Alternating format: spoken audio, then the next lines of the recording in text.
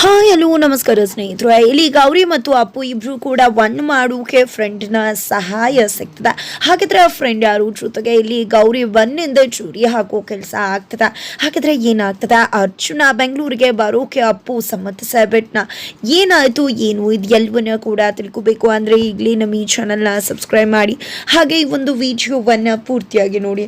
ಇಲ್ಲಿ ಅರ್ಚನಾ ಕಾಂಪಿಟೇಷನ್ಗೋಸ್ಕರ ಬೆಂಗಳೂರಿಗೆ ಹೋಗ್ಬೇಕಾಗಿದೆ. ಜೊತೆಗೆ ಕಾಂಪಿಟೇಷನ್ ಮಾತ್ರನೇ ಅಲ್ಲ, ಅವಳು ತನ್ನ ಅಮಾಯಕನ ಭೇಟಿ ಮಾಡಬೇಕು ಅಂತ ಹೇಳಿ ನಿರ್ಧರಿಸಿರುವುದರಿಂದಾಗಿ ಇಲ್ಲಿ ಬೆಂಗಳೂರಿಗೆ ಹೋದ್ರೆ ನನ್ನ ಲೈಫ್ ಕೂಡ ಸೆಟಲ್ ಆಗತ್ತೆ. ಅವನ ಬಗ್ಗೆ ನಾನು ನೋಡಿ ಯೋಚನೆ ಮಾಡಿ ಒಂದು ನಿರ್ಧಾರನ ನನ್ನ ಲೈಫ್ ಬಗ್ಗೆ ತೆಗೆದುಕೊಳ್ಳಬಹುದು ಅನ್ನೋದು ಅವಳ ನಿರ್ಧಾರವಾಗಿದೆ. ಅದಕ್ಕೋಸ್ಕರನೇ ಅವಳು ಬೆಂಗಳೂರಿಗೆ ಹೋಗ್ಬೇಕು ಅಂತ ಅನ್ಕೊಂಡಿದ್ದಾಳೆ. ಆದ್ರೆ ಮನೆಯವರು ಒಪ್ಕೋಬೇಕಲ್ವಾ ಅವಳು ಬೆಂಗಳೂರಿಗೆ ಹೋಗೋದಕ್ಕೆ. ಅದಕ್ಕೋಸ್ಕರ ಹೇಗಾದ್ರೂ ಮಾಡಿ ಅಮ್ಮ ಮತ್ತೆ ಅಣ್ಣನ ಒಪ್ಪಿಸಿ ಬೆಂಗಳೂರಿಗೆ ಹೋಗ್ಬೇಕು ಅಂತ ನಿರ್ಧಾರ ಮಾಡಿದಾಳೆ. ಅದಕ್ಕೋಸ್ಕರನೇ ಅಮ್ಮನ ಹತ್ರ ಬಂದಿದ್ದೆ. ಅಮ್ಮ ನನಗೆ ಕಾಲೇಜ್ ಫೆಸ್ಟ್ ಇದೆ, ಅದಕ್ಕೋಸ್ಕರ ನಾನು ಬೆಂಗಳೂರಿಗೆ ಹೋಗ್ಬೇಕಾಗಿದೆ, ನಾನು ಹೋಗ್ತೀನಿ ಅಂದಾಗ ಏನ್ ಮಾತಾಡ್ತಿದ್ಯಾ ಬೆಂಗಳೂರ್ಗ ಅಂತ ಮುರಿತಿದ್ದಾರೆ ಮಂಗಳಮ್ಮ. ಹೌದು ಅಮ್ಮ, ಯಾಕಮ್ಮ ನಿನಗೆ ನನ್ನ ಮೇಲೆ ನಂಬಿಕೆ ಇಲ್ವಾ? ನಾನು ಬೆಂಗಳೂರಿಗೆ ಹೋಗ್ಬೇಕು. ಏನು ಮಾತಾಡ್ತಿದ್ಯಾ? ಅದು ಕಾಲೇಜ್ ಫಸ್ಟ್ ಅಮ್ಮ, ಎಷ್ಟು ಕಾಲೇಜಸ್ ಬಂದಿರುತ್ತೆ, ನನ್ನನ್ನೇ ಆಯ್ಕೆ ಮಾಡಿ ಕಳಿಸ್ತಿದ್ದಾರೆ ಕಾಲೇಜಿಂದ. ನಾನು ಒಬ್ಬಳೇ ಹೋಗ್ತಿದ್ದೇನಾ? ನಾನು ಕಾಲೇಜ್ ಹುಡುಗಿರ ಜೊತೆ ಹೋಗ್ತಿದ್ದೀನಿ, ದಯವಿಟ್ಟು ಅಮ್ಮ ನಾನು ಹೋಗೋದಕ್ಕೆ ಅವಕಾಶ ಮಾಡಿಕೊಡುವ ಅಂತಂದ್ರೆ ಅಪ್ಪು ಇದ್ದಿದ್ರೆ ಏನೋ ನೋಡ್ಬಹುದಿತ್ತು, ಆದರೆ ನೀನೊಬ್ಳನ್ನೇ ಕಳಿಸೋದು ತುಂಬಾ ಭಯ ಆಗುತ್ತೆ ಅಂತ ಮಂಗಳಮ್ಮ ಹೇಳ್ತಿದ್ದಾರೆ. ಏನಮ್ಮ ನಾನೇನು ಚಿಕ್ಕ ಹುಡುಗಿನ, ಯಾಕೆ ನನಗೆ ನನ್ನ ಮೇಲೆ ನಂಬಿಕೆ ಇಲ್ವಾ ಅಂತಂದ್ರೆ ಈ ಕಡೆ ಅತ್ತೆ ಬಂದಿದ್ದೆ, ನೀವು ಏನೂ ಅನ್ಕೊಳ್ಳಿಲ್ಲ ಅಂದರೆ ಅರ್ಚನಾ ಜೊತೆ ನಾನು ಹೋಗ್ತೀನಿ ಅಂತ ಹೇಳ್ತಾರೆ. ಹೀಗೂ ಇದೊಂದು ನೆಪ ಇಟ್ಕೊಂಡು ಬೆಂಗಳೂರನ್ನ ನೋಡ್ಕೊಂಡು ಬರ್ಬೋದು ಅನ್ನೋದು ಅವರ ಇಚ್ಛೆ ಆಗಿರತ್ತ.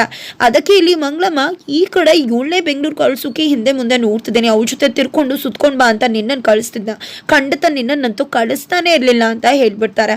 ಆಸೆ ಇಟ್ಕೊಂಡಿದ್ದ ಅತ್ತಿಗೆ ತುಂಬಾನೇ ಆಸೆಗೆ ನಿರಾಸೆ ಆಗ್ಬಿಡುತ್ತೆ. ತದನಂತರ ಇಲ್ಲಿ ಅರ್ಚನಾ ಮಾತ್ರ ಏನು ನೀನು ಯಾಕೆ ನನ್ನ ಬೆಂಗಳೂರು ಕಳಿಸ್ತಿಲ್ಲ, ಎಷ್ಟು ಹೇಳಿದ್ರು ಕೂಡ ಕಳಿಸ್ತಿಲ್ವಲ್ಲಮ್ಮ ನೀನು, ಸರಿ ಅಣ್ಣನ ಪರ್ಮಿಷನ್ ತಗೊಂಡ್ರೆ ಕಳಿಸ್ತೀಯ ಅಲ್ವಾ ನೀನು, ಅಣ್ಣ ಹೂ ಅಂದ್ರೆ ನೀನು ಕೂಡ ಹೂ ಅಲ್ವಾ ಅಂತಿದ್ದಾಗೆ ಅವನು ಒಪ್ಕೊಳ್ಳಿ ಆಮೇಲೆ ನೋಡೋಣ ಅಂತ ಮಂಗಳಮ್ಮ ಹೇಳ್ತಾರೆ.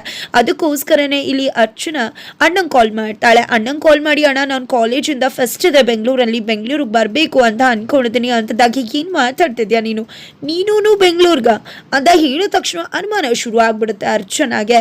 ಏನಿದು ನೀನೂನಾ ಅಂತ ಕೇಳ್ತಿದ್ಯಲ್ಲ, ಹಾಗಿದ್ರೆ ಇನ್ಯಾರಿದ್ದಾರೆ ಬೆಂಗಳೂರಿನಲ್ಲಿ, ಯಾಕೆ ಈ ರೀತಿ ಕೇಳ್ದೆ ಅಂತ ಮೇಲಿಂದ ಮೇಲೆ ಪ್ರಶ್ನೆ ಮಾಡ್ತಿದ್ದಾಳೆ.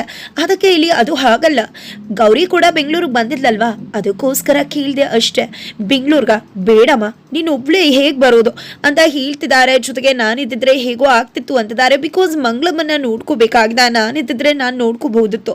ಈಗ ನಾನು ಇಲ್ಲ ಅರ್ಚನಾನೂ ಇಲ್ಲ ಅಂತ ಆಗ್ಬಿಟ್ರೆ ಮಂಗಳಮ್ಮನ ಯಾರು ನೋಡ್ಕೊಳ್ಳೋದು?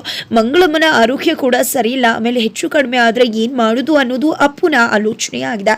ಆದ್ರೆ ಇಲ್ಲಿ ಅರ್ಚನಾ ಮಾತ್ರ ಯಾಕಣ್ಣ ನಿನಗೆ ನನ್ನ ಮೇಲೆ ನಂಬಿಕೆ ಇಲ್ಲವ, ಪ್ಲೀಸ್ ಅಣ್ಣ ಅರ್ಥ ಮಾಡ್ಕೊ, ಯಾಕೆ ನೀವು ನನ್ನ ಕಳ್ಸಿಲ್ಲ ಅಂತ ಹೇಳ್ತಿದ್ರ, ನಾನು ಬೆಂಗಳೂರಿಗೆ ಹೋಗ್ಲೇಬೇಕು ಅಂತ ಹಠ ಹಿಡಿದು ಕೇಳ್ತಿದ್ದಾಳೆ. ನಂತರ ಗೌರಿ ಕಾಲೇಜಿಗೆ ಬರ್ತಿದ್ದಾಗ ರ್ಯಾಗಿಂಗ್ ಟೀಮ್ ಎದುರುಗಡೆ ಬಂದಿದೆ. ಈ ಕಡೆ ಗೌರಿ ನೋಡದೇ ಇರೋ ಹಾಗೆ ಹೋಗ್ತಿದ್ರೆ ಆ ರ್ಯಾಗಿಂಗ್ ಲೀಡರ್ ಮಧ್ಯ ಬಂದಿದ್ದೆ ತಡೀತಿದ್ದಾರೆ. ಯಾವ ಕಡೆ ಹೋಗೋಕ್ಕೂ ಅವಕಾಶ ಕೊಡ್ತಿಲ್ಲ. ಯಾಕೆ ನೆನೆ ಆಗೋದನ್ನ ಬಿಟ್ಬಿಡಿ, ನಾನು ಕೂಡ ಮರ್ತಿದ್ದೇನೆ, ನೆನೆ ಏನೋ ಆಗೋಯ್ತು, ಸುಮ್ಮನೆ ನಾನು ನನ್ನ ಸ್ಟಡೀಸ್ನ ಕಾನ್ಸಂಟ್ರೇಟ್ ಮಾಡಬೇಕು, ಜೊತೆಗೆ ನಾನು ಕಾಲೇಜಿಗೆ ಬರ್ತಿರೋದು ಓದೋದಕ್ಕೆ, ಬಿಟ್ಬಿಡಿ ನನ್ನ ಅಂತ ಹೇಳ್ತಾ ಇದ್ರೆ ಈ ಕಡೆ ಆ ರ್ಯಾಗ್ ಲೀಡರ್ ಅಂತೂ ನೋಡು ನಮ್ಮಿಂದ ನಿನಗೆ ನೆನೆ ತುಂಬ ತೊಂದರೆ ಆಗಿದೆ, ನಮ್ಮಿಂದ ನಿನ್ನ ಸ್ಟಡೀಸ್ಗೆ ಯಾವುದೇ ರೀತಿ ತೊಂದರೆ ಆಗೋದಿಲ್ಲ, ನಿಜ ಹೇಳಬೇಕು ಅಂದರೆ ನಾನು ನಿನ್ನ ಜೊತೆ ಫೈಟ್ ಮಾಡೋಕ್ಕೇನೂ ಬಂದಿಲ್ಲ, ನಾನು ನಿನ್ನೆ ನಡ್ಕೊಂಡಿದ್ದು ತುಂಬಾ ತಪ್ಪಾಗಿದೆ, ದಯವಿಟ್ಟು ಕ್ಷಮಿಸ್ಬಿಡು, ನಾನು ಆ ರೀತಿ ನಡ್ಕೋಬಾರ್ದಿತ್ತು, ಅದಕ್ಕೋಸ್ಕರನೇ ನಾನು ನಿನ್ನ ಫ್ರೆಂಡ್ಶಿಪ್ ಬಯಸ್ತಾ ಇದ್ದೀನಿ, ಇವಾಗ ನಾನು ಮತ್ತು ನೀನು ಫ್ರೆಂಡ್ಸ್ ಅಂತ ಹೇಳ್ತಿದ್ರೆ ಈ ಕಡೆ ನನಗೂ ಕೂಡ ಯಾರ ಜೊತೆನೂ ಕೂಡ ದ್ವೇಷನ ಮಾಡೋಕೆ ಇಷ್ಟ ಇಲ್ಲ, ಅದಕ್ಕೋಸ್ಕರ ನಾನು ಕೂಡ ಫ್ರೆಂಡ್ಶಿಪ್ನ ಅಕ್ಸೆಪ್ಟ್ ಮಾಡ್ತಿದ್ದೀನಿ ಅಂತ ಹೇಳಿ ಫ್ರೆಂಡ್ಶಿಪ್ ಮಾಡ್ಕೋತಾಳೆ ಈ ಕಡೆ ಗೌರಿ. ನಂತರ ಹೋಗ್ತಿದ್ದಾಗೆ ಫ್ರೆಂಡ್ಸ್ ಎಲ್ಲ ಕೇಳ್ತಿದ್ದಾರೆ, ಏನದು ಅವಳ ಮುಂದೆ ಸೋತೋಗ್ಬಿಟ್ಟೆ, ಇಷ್ಟು ಬೇಗ ನೆನೆ ಆಗೋದನ್ನೆಲ್ಲ ಮರ್ತು ಬಿಟ್ಯಾ ಅಂತಂದ್ರೆ ನಾನು ಮರೆಯೋದ, ಖಂಡಿತ ಮರೆಯೋಕೆ ಸಾಧ್ಯವನೇ ಇಲ್ಲ, ನೆನೆ ಅಷ್ಟೆಲ್ಲ ಆಗಿದೆ, ನನಗೆ ತಿರುಗಿ ಬಿದ್ದಿದ್ದಾಳೆ, ನನ್ನ ಲವ್ವರ್ಗೆ ಬಂದು ಹೊಡ್ಸಿದಾಳೆ, ಅವಳ ಪರವಾಗಿ ಯಾರೋ ಬಂದು ನನ್ನ ಲವ್ವರ್ಗೆ ಕೈ ಕಾಲು ಮುರಿದು ಕೂರಿಸಿದ್ದಾರೆ ಅಂದರೆ ಖಂಡಿತ ಅವಳ ಬ್ಯಾಕ್ಗ್ರೌಂಡ್ ಅನ್ಕೊಂಡಷ್ಟು ಸುಲಭ ಇಲ್ಲ, ಅವಳ ಜೊತೆ ಹುಲಿ ಥರ ಇದ್ದು ಓಡಾಡೋಕ್ಕಿಂತ ಅವಳ ಜೊತೆನೇ ಎತ್ಕೊಂಡು ನರಿ ಥರ ಇದ್ದು ಕೆಲಸ ಮಾಡ್ಕೋಬೇಕು, ಅವಳ ಜೊತೆನೇ ಇದ್ದು ಕೆಲಸ ಮಾಡಿದ್ರೆ ಖಂಡಿತ ಅವಳ ಅವಳಿಗೆ ಎಷ್ಟೇ ತೊಂದರೆ ಆದರೂ ನಮ್ಮ ಮೇಲಂತೂ ಅನುಮಾನ ಬರುವುದಿಲ್ಲ ಅಂತ ಹೇಳಿ ಪಿತೂರಿ ಕೆಲಸನ ಮಾಡಿ ಗೌರಿ ಜೀವನದಲ್ಲಿ ಆಟವಾಡೋದಕ್ಕೆ ಆಕೆ ಮುಂದಾಗ್ತಿದ್ದಾಳೆ. ನಂತರ ಇದೆಲ್ಲ ಆಗೋದ್ರ ಜೊತೆಗೆ ಈ ಕಡೆ ಅರ್ಚನಾ ಅಂತೂ ತನ್ನ ಅಣ್ಣನ ಮರುಪ್ರಶ್ನೆ ಆಗ್ತಿದ್ದಾಳೆ, ಯಾಕಣ್ಣ ನನ್ನನ್ನು ಕಳಿಸೋದಿಲ್ಲ, ಯಾಕೆ ಹೆಣ್ಮಗಳು ಏನು ಬೇಕಿದ್ರು ಮದುವೆ ಆಗಿ ಹೋಗ್ತಾಳೆ, ಇವಳಿಗೆ ಯಾಕೆ ಹೋದು ಸಾಧನೆ ಅಂತಾನ, ಪ್ಲೀಸ್ ಅಣ್ಣ ನೀವು ಯಾವಾಗಲೂ ಕೂಡ ನಾನು ಒಳ್ಳೆ ಕೆಲಸಕ್ಕೆ ಹೋಗಬೇಕು ಅಂತ ಹೇಳ್ತಿದ್ರಲ್ವ, ನಂಗೆ ಒಳ್ಳೆ ಕೆಲಸ ಸಿಗುತ್ತೆ ಇದ್ರೆ ಸರ್ಟಿಫಿಕೇಟ್ಸ್ ಎಲ್ಲ ಇದ್ರೆ ಪ್ಲೀಸ್ ಅರ್ಥ ಮಾಡ್ಕೋಣ ಅಂತ ಹೇಳ್ತಿದ್ದಾಳೆ. ಈ ಕಡೆ ನೋಡು ಅರ್ಚನಾ, ನೀನು ಯಾಕೆ ಆ ರೀತಿ ಅನ್ಕೋತಿದ್ಯಾ ಅಚ್ಚು, ಅಮ್ಮ ನನಗೆ ನೀನು ಒಳ್ಳೆ ಜಾಬ್ಗೆ ಹೋಗಬೇಕು, ಒಳ್ಳೆ ಸ್ಥಾನಮಾನಕ್ಕೆ ಹೋಗಬೇಕು ಅಂತಲೇ ಆಸೆ ಇರೋದು, ಸರಿ ಆಯಿತು ಹೊರಡು ಅಂತ ಹೇಳಿದ ತಕ್ಷಣ ಮಂಗಳಮ್ಮ ಏನು ಮಾತಾಡ್ತಿದ್ಯಾ ಅಂತಿದ್ದಾಗ ಇದೇನಿದು ಅಮ್ಮ ನೀನೇ ಹೇಳಿದೆ ಅಲ್ವಾ ಅಣ್ಣ ಒಪ್ಕೊಂಡೆ, ನಾನು ಒಪ್ಕೋತೀನಿ ಅಂತ. ಈಗ ಅಣ್ಣ ಒಪ್ಕೋತಿದ್ದಾನೆ, ನಾನು ಬೆಂಗಳೂರಿಗೆ ಹೋಗ್ತಿದ್ದೀನಿ ಅಷ್ಟೇ ಅಂತ ಹೇಳ್ತಾರೆ. ಜೊತೆಗೆ ನಿನ್ನ ಜಾಗೃತೆಯಲ್ಲಿ ನೀನು ಇರಬೇಕು ಅಂತ ಕೂಡ ಅಪ್ಪು ಹೇಳ್ತಾರೆ. ಸರಿ ಆಯಿತು ಅಣ್ಣ ಅಂತ ಹೇಳಿ ಅರ್ಚನಾಗೆ ಫುಲ್ ಖುಷಿ ಆಗ್ಬಿಡತ್ತೆ, ಬೆಂಗಳೂರಿಗೆ ಹೋಗ್ತಿದ್ದೀನಿ ಅಂತ. ನಂತರ ಅಪ್ಪು ಫ್ರೆಂಡ್ ಬಂದಿದೆ, ಇದೇನಿದು ಅರ್ಚನಾ ಬರೋದಕ್ಕೆ ಯಾವಾಗ ಒಪ್ಕೊಂಡ, ಬೆಂಗಳೂರಿಗೆ ಬಂದರೆ ನಾವು ಸಿಕ್ಕಾಕೊಳ್ಳೋದಿಲ್ವಾ ಅಂದಾಗ ಅಯ್ಯೋ ಅವಳು ಕಾಲೇಜ್ ಫೆಸ್ಟಿಗೆ ಬರ್ತಾಳೆ, ನನ್ನ ಅವಳ ಭೇಟಿ ಎಲ್ಲ ಆಗುತ್ತೆ, ಏನಾದರೂ ನಾನು ಬೇಡ ಅಂತ ಹೇಳಿದರೆ ಖಂಡಿತ ಅವಳಿಗೆ ಅನುಮಾನ ಬಂದ್ಬಿಡ್ತಿತ್ತು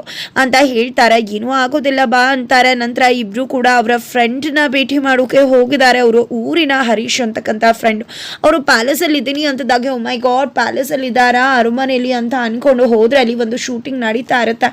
ಅಯ್ಯೋ ನೀನು ಪ್ಯಾಲೇಸಲ್ಲಿ ಇದೆಯಾ ಅಂದರೆ ಏನೋ ಅರಮನೆಯಲ್ಲೇ ಇದ್ಬಿಟ್ಟಿದ್ಯಾ ಅಂದ್ಕೊಂಡ್ರೆ ಶೂಟಿಂಗ್ ಜಾಗನ ಅಂತಾರೆ. ಹೌದು ನಾನು ಇಲ್ಲೇ ಕೆಲಸ ಮಾಡೋದು ಶೂಟಿಂಗಲ್ಲಿ ಅಂತ ಹೇಳ್ತಾರೆ. ಜೊತೆಗೆ ಯಾವ ಫಿಲಿಮ್ ಶೂಟಿಂಗ್ ಗೊತ್ತಾ ನಡೀತಿರೋದು, ರಚ್ಚು ಫಿಲಿಮ್ ಶೂಟಿಂಗ್ ಅಂತ ಹೇಳ್ತಾರೆ. ರಚ್ಚು ನಾವು ನೋಡ್ಕೊಂಡೇ ಹೋಗೋಣ ಅಂದಾಗ ಅವ್ರು ಬರೋದು 8:30 ಆಗುತ್ತೆ. ಅವ್ರ ಅಮ್ಮ ಅಂತೂ ಯಾರನ್ನ ಕೂಡ ಭೇಟಿ ಮಾಡುವುದಕ್ಕೆ ಬಿಡುವುದಿಲ್ಲ ಅಂತ ಹೇಳ್ತಾರೆ. ಜೊತೆಗೆ ಸರಿ ಬನ್ನಿ ಅಂತ ಹೇಳಿ ಇಲ್ಲಿ ತಮ್ಮ ಮನೆಗೆ ಕರ್ಕೊಂಡು ಬರ್ತಾರೆ. ನೀನೇನು ಶೂಟಿಂಗಲ್ಲಿ ಇದ್ಕೊಂಡು ಇಷ್ಟು ಇಂಥ ಮನೇಲಿ ಇದೆಯಲ್ಲ ಅಂತ ಕೇಳ್ತಿದ್ರೆ, ಏನು ಜೂನಿಯರ್ ಆರ್ಟಿಸ್ಟ್ಗಳ ಮನೆ ಹೀಗೆ ಅಲ್ವಾ, ಊರಲ್ಲೆಲ್ಲ ಅಂದ್ಕೊಂಡಿದ್ದಾರೆ ನಾನು ಒಂದು ದೊಡ್ಡ ಕೆಲಸದಲ್ಲಿದ್ದೀನಿ ಅಂತ. ನಿಜ ಹೇಳಬೇಕು ಅಂದರೆ ನಾನು ಜೂನಿಯರ್ ಆರ್ಟಿಸ್ಟ್ ಆಗಿ ಕೆಲಸ ಮಾಡ್ತಿದ್ದೇನೆ, ಹಾಗೆ ಇಲ್ಲಿ ಸಣ್ಣ ಪುಟ್ಟ ಕೆಲಸ ಮಾಡ್ಕೊಂಡಿರ್ತೀನಿ, ಅವಕಾಶಗಳು ಸಿಗುತ್ತೆ ಅಂತ. ಪಾಪ ಅಪ್ಪ ನಾನು ಬರಬೇಕಾದ್ರೆ ಅಲ್ಲೇ ಇರು ಅಂತ ಹೇಳಿದ್ರು. ನನ್ನಂತ ಎಷ್ಟೋ ಜನಗಳು ಆಸೆ ಕನಸುಗಳನ್ನ ಹೊತ್ತು ಬರ್ತಾರೆ, ನಾನು ಕೂಡ ಹೀರೋ ಆಗಬೇಕು ಅಂತ ಬಂದೆ, ಆದರೆ ಅದೆಲ್ಲ ಅಷ್ಟು ಸುಲಭ ಅಲ್ಲ ಅಂದಾಗ ಯಾವುದೇ ಕೆಲಸ ಆದರೂ ಕೂಡ ನಾವು ಅದು ಚಿಕ್ಕದು ಅಂತ ಅನ್ಕೋಬಾರ್ದು, ಕೆಲಸನ ಕಣ್ಗೊತ್ತು ಮಾಡ್ಕೋಬೇಕು ಅಂತ ಅಪ್ಪು ಹೇಳ್ತಾರೆ. ಜೊತೆಗೆ ನೀನಾದರೂ ಮನಸ್ಸು ಇಚ್ಛೆ ಮನಸ್ಸಲ್ಲಿ ಪ್ರೀತಿ ಇರೋ ಕೆಲಸನ ಮಾಡ್ತಿದ್ಯಾ, ಆದರೆ ಎಷ್ಟು ಜನ ಇಷ್ಟ ಇರೋ ಕೆಲಸನ ಪರಿಸ್ಥಿತಿ ಒತ್ತಡಕ್ಕೆ ಸಿಕ್ಕಾಕೊಂಡು ಮಾಡಬೇಕಾಗುತ್ತಾ. ನಿಂದೇ ರೀತಿ ನಾವು ಕೂಡ ಮನೆ ಬಿಟ್ಟು ಬಂದಿದ್ದೀವಿ, ನೀನು ಜೀವನಕ್ಕೋಸ್ಕರ ಬಂದಿದ್ಯಾ, ನಾನು ಜೀವಕ್ಕೋಸ್ಕರ ಬಂದಿದ್ದೀನಿ ಅಂತ ಅಪ್ಪು ಹೇಳ್ತಿದ್ದಾರೆ.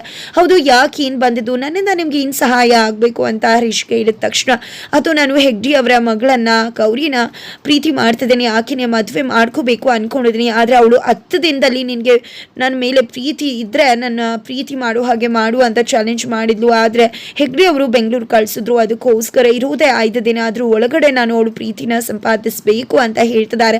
ನೀವೇನು ಅದಕ್ಕೆ ಯೋಚನೆ ಮಾಡಲೇಬೇಡಿ, ನನಗೆ ದೊಡ್ಡವರೆಲ್ಲ ಗೊತ್ತಿದ್ದಾರೆ, ನಿಮ್ಮ ಕೆಲಸ ಆಯಿತು ಅಂತ ಅನ್ಕೊಂಬಿಡಿ ಅಂತ ಹರೀಶ್ ವಿಶ್ವಾಸ ಕೊಡ್ತಿದ್ದಾರೆ.